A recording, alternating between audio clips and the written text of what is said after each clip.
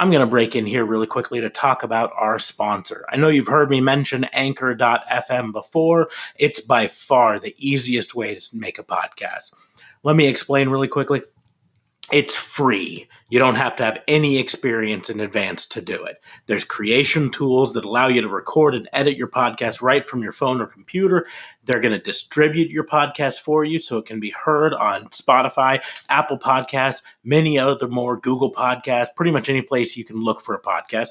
And you can even make money from your podcast with no minimum listenership. It is everything you need to make a podcast in one place. So what are you waiting for? Go download the free Anchor app on the App Store or go to anchor.fm to get started.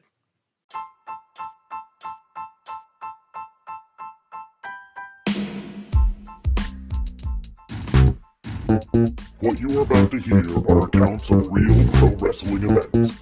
Some names, mostly ours, have been changed to protect the innocent.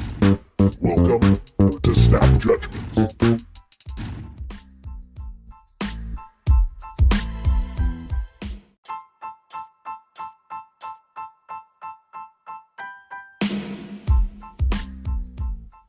Welcome to AEW Snap Judgements, brought to you by Raw and Order, the wrestling booking unit. Before I get into it, the AEW review, I do want to remind everyone that Raw and Order is part of the Tatnus Co. podcast network. So if you enjoy what we put out, you might enjoy some of the other shows. Head on over to tatnusco.com, click on the tab for the network, and see the other shows that are there and give them a shot.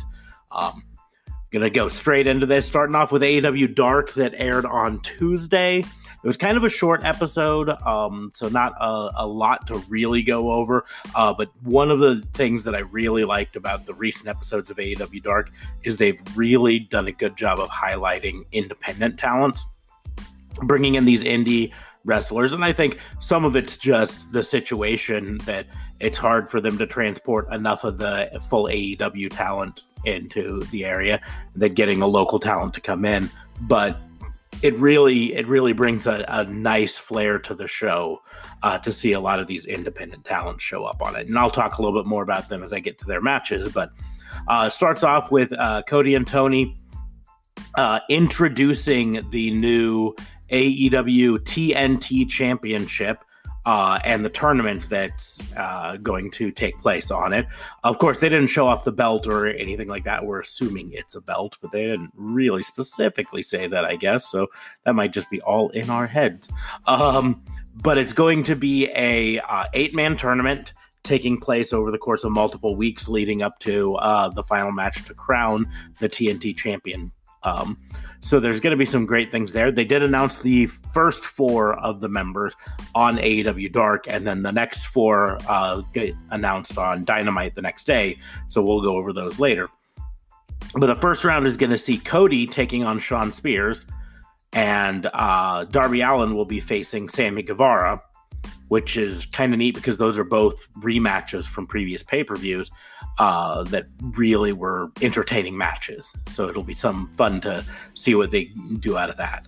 But it was a kind of a great little build up to it. It kind of surprised me how well they put the stars in this, because you really think this is going to be a mid-card belt, but, I mean, Cody is a star. Darby Allin is a star. And Sammy Guevara is up there, right? And Shawn Spears isn't nothing to sneeze at either. So that's really cool that they're doing that. The first match of the night, we had independent star Matt Sells, who was on last week's AEW Dark, I believe, and he takes on Sammy Guevara. So right after they announced that he's going to be in the tournament, they go to a match with his. Of course, this was all recorded last week after Dynamite or before Dynamite. I can't remember exactly the recording schedule there. But Sammy Guevara was able to pretty handily defeat Matt Sells. I mean, it was an extended squash match, but like Matt Sells got a little bit of offense in here and there, but not enough to really sell. And then the second match of the night, like I said, this was a short episode, only like 35 minutes long total. But the second match had Shawn Spears came out to face Shawn Dean. And I hadn't heard of Shawn Dean before, but he was actually fairly impressive. the kind of neat thing is that like they got entrances, they got music and everything. So, and it kind of went through back and forth, but in the end, of course, Shawn Spears got a pretty easy victory, right? Then you had Darby Allin, sensing a theme here so far. Darby Allin going up against Preston Vance, who also went by Vanilla Vance, and he was actually fairly impressive. I mean, he looked like he's got some decent skill. I wouldn't be surprised if they don't sign him and have him at the very least as an enhancement talent for a while. But that was actually a pretty good match overall. Preston Vance is a pretty big guy. So in the end, though, Darby Allin was able to do a coffin drop and get the victory. So still a good match, still showed off the independent, but still had the person who you knew was going to win. And then the final match of the night was AEW World Champion Jon Moxley. In an AEW Dark match, that was really kind of fun to see, the world champion come out on it. And he took on Fabu Andre, who once again had an entrance and everything. So it was really kind of fun to see, but it was a quick match on AEW Dark.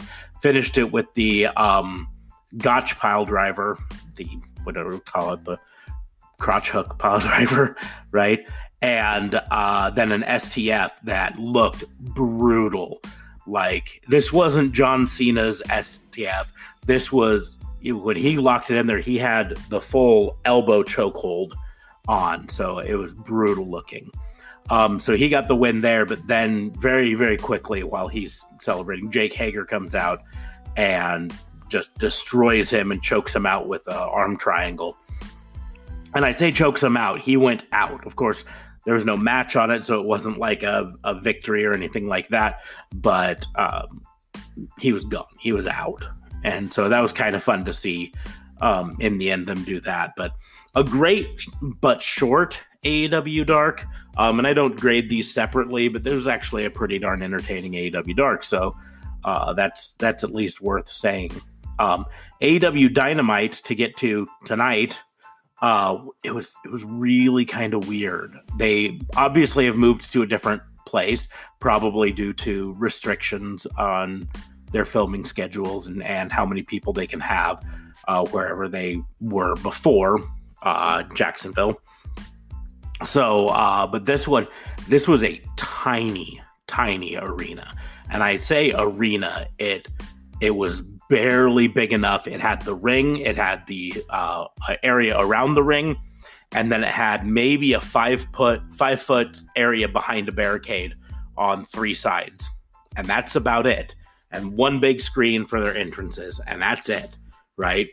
I don't even know where Tony Schiavone and whoever was the co-host at the time, because Cody did for a bit and Colt Cabana did for a bit.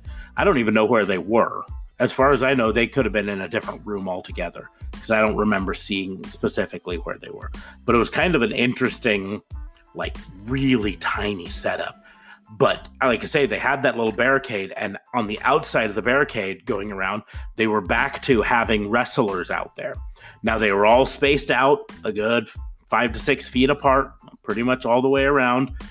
They mostly had the heels on one side, and they had some faces on the other side. And the people changed depending on the match. Like later on, Cody had a match, and Brandy was out in one side. And Hikaru Shida was out for her match inside the ring, and Britt Baker was on the outside to set up things. So it was kind of interesting there. But it was a really tiny arena. But to be perfectly honest, I think they pulled it off, and it was still very entertaining to watch. You started off with Kenny Omega versus Trent. And of course, Orange Cassidy and Chuck Taylor came out with Trent on the outside. Best Friend still my favorite entrance theme in AEW right now. So, but it was a good match. Kenny Omega got vicious during it, and it was almost like he was playing the heel, which I guess makes sense because the Best Friends are kind of the biggest baby faces you can get right now. So, but it was back and forth and some really vicious bumps here and there. Scary bump, Kenny Omega going over, doing his suicide dive over the top. And when he landed on it, I mean, they caught him, but because it was such a tight area, he still dropped down right on the back of his neck. Like I say, Cody was on commentary for this match with Tony Schiavone, and Cody does a pretty good job on commentary. Probably my only complaint is he occasionally drops into insider lingo, and works in words like a shoot and work and stuff like that. And sometimes that can get a little bit much, but it was still a fun match. I think Trent is a phenomenal talent and destined for a run towards the top at some point. But for the time being, it's so much fun to see him in the Best Friends. So moving on to the second match, Hikaru Shida, I mentioned before, versus I'd never seen her before, Anna Jay. Apparently she's a Georgia wrestler. And she was actually pretty impressive overall. For someone I hadn't seen before at all, she didn't look like she didn't belong out there. She definitely held it. Wasn't Hikaru Shida's best match overall, but it was a pretty short match in the end, one way or another. And a lot of this was about building up Hikaru Shida versus Britt Baker at some point, with Britt on the outside talking smack and everything. But I was actually fairly impressed with Anna Jay. She looked like she belonged there. She got some decent offense in, but just enough to wake up Hikaru Shida and have her pull the ponytail out and just go nasty. So it was a fun match. Like, it wasn't the best match Hikaru's had, but it was pretty fun. Then we had Lance Archer in his AEW debut, and it really was 100% squash. It was versus Marco Stunt. And as soon as I saw Marco Stunt was announced, I was like, oh my goodness, this is gonna be a squash and a half. This is gonna be like, the old days when they would throw Spike Dudley against somebody, or you know what I mean? They'd pull the little tiny jobber guy out and have him just get destroyed by the big name. And sure enough, that's really what it was. Marco Stunt just got tossed around. In the end, Lance Archer actually threw him out of the ring, over the space on the side, and into the crowd, air quotes, of wrestlers on the outside. So, I mean, he flew through the air a good 7 or 8 feet there. And I said to my wife, Orange Cassidy saved Marco Stunt's life, because Orange Cassidy took the brunt of that fall and caught it. But it still was fun. You had a little segment, pre-recorded segment with Brody Lee as the Exalted One addressing the Minions. And it was fun. It was entertaining. It was a little bit like last week's where someone sneezed and he went off on him, obviously a rib towards Vince McMahon. In this one, someone yawned, and then Brody went over to him and was like, hey, you have nothing to be tired about. You're not going anywhere. The whole world is closed down. If you're yawning, that's a sign of weakness. And you look weak right now. You look weak to me. So it was still kind of fun in the end. So then we moved on to Dustin Rhodes and QT Marshall. And I hate the Natural Nightmares name. I think it's a dumb name, but that's what they're going by. So the Natural Nightmares versus two of the Minions, number 8 and 9. And that's literally what they were called, 8 and 9. So we don't know who was in those. It didn't look like it was John Silver and Alex Reynolds. So it looked like they used totally different wrestlers for it, which is fine. But it was just a squash match, really. It started off QT Marshall carried out, because last week Brody Lee kind of made a run at trying to invite him into the Dark Order, and he carried out the mask, and it looked like he was about to put it on, and then he threw it down and slapped one of the Minions. And I don't know. It was really just designed to let the Minions get beat up for a while.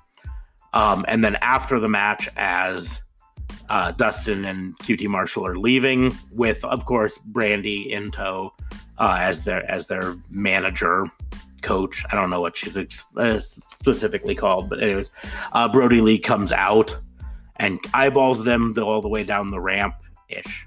It really wasn't a ramp, but and then gets in the ring, and I don't even remember which one it was, but he absolutely laid out. I'm gonna say number 8.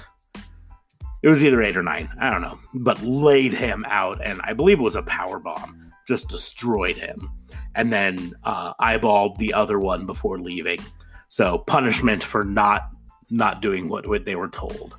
Then you had a pre-recorded message from Jericho. He's at the Jericho Manor, lounging in the hot tub, talking about how, Matt Hardy is in over his head and yada, yada, yada, right?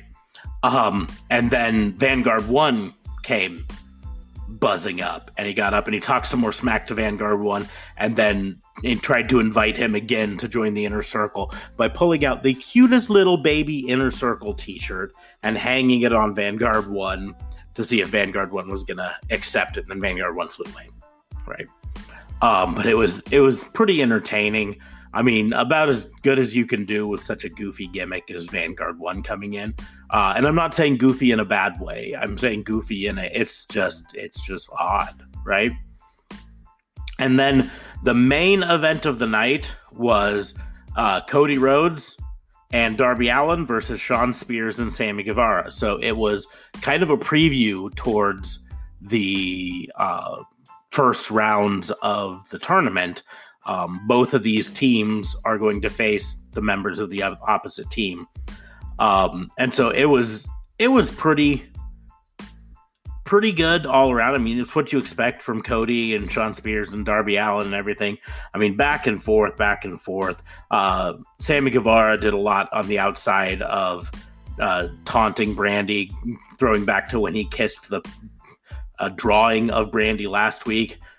Trying to get her to give him a kiss this week, and she stole his vlogging camera and went away. So it'll be interesting to see how much of that ends up on his vlog when it comes out next week. But it really is kind of fun. In the end, Cody and Darby Allin lost.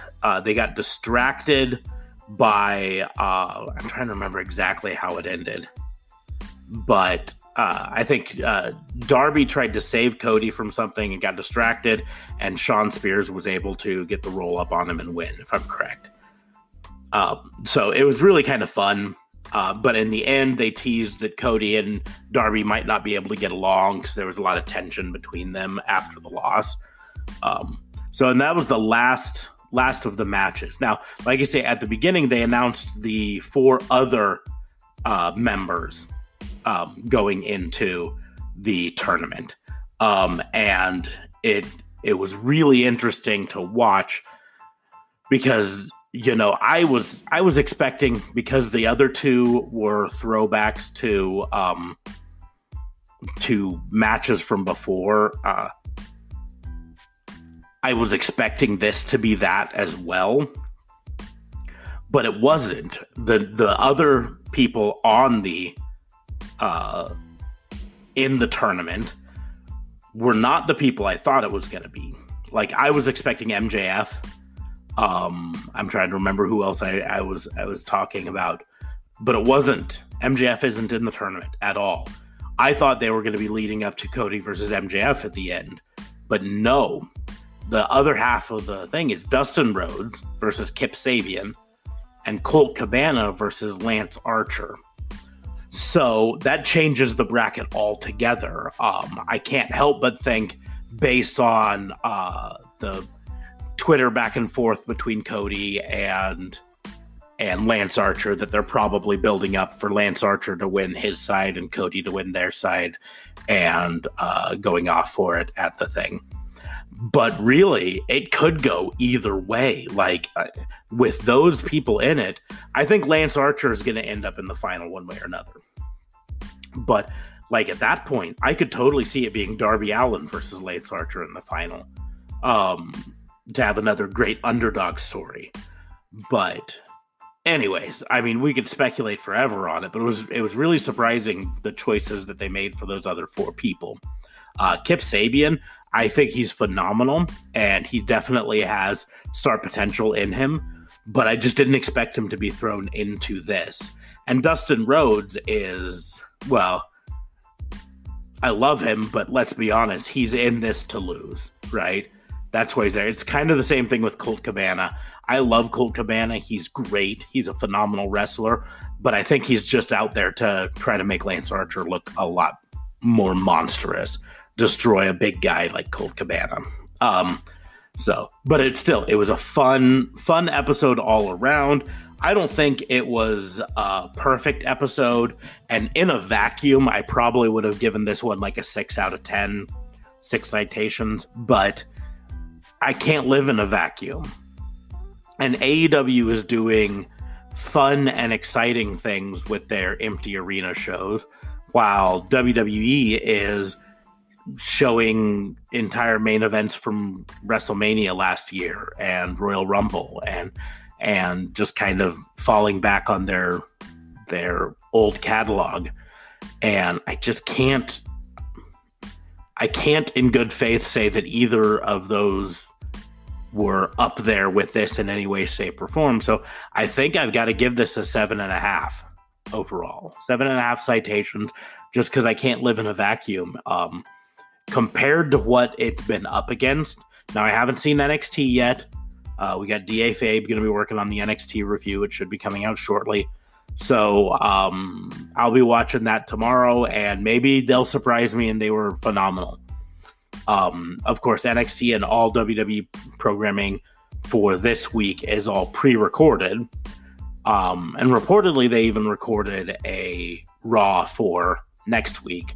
But whether that sees the light of air, there's some rumors that WWE might even be taking a break due to the coronavirus after this anyways. So, but yeah, so 7.5, not quite as good as the first week that I did the AEW reviews, but still a really good show. It had a good chemistry, good excitement in the area. Having those people out there, those wrestlers in the crowds, air quotes, really does help the atmosphere so much. But like I say, not a perfect show, and in a total vacuum, not a 7.5, but I'm not living in a vacuum. I'm living in a time when there are other things to compare it to, and compared to the other things, it's up there. So 7.5. 7.5 citations for AEW for this week.